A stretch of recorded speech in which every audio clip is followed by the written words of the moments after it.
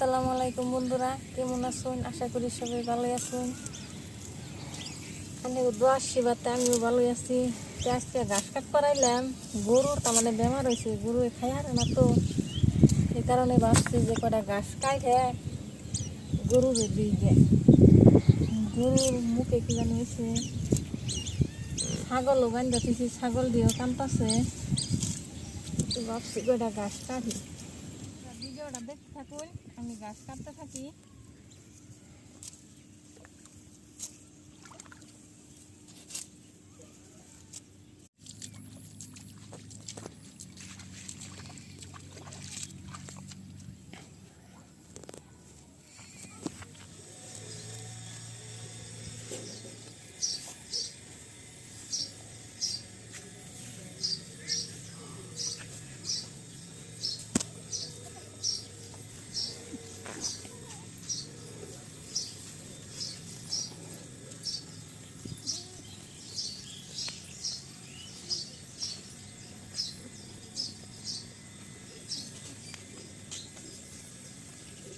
আজকের ব্লগ ভিডিওটাই তোমাদের শেষ।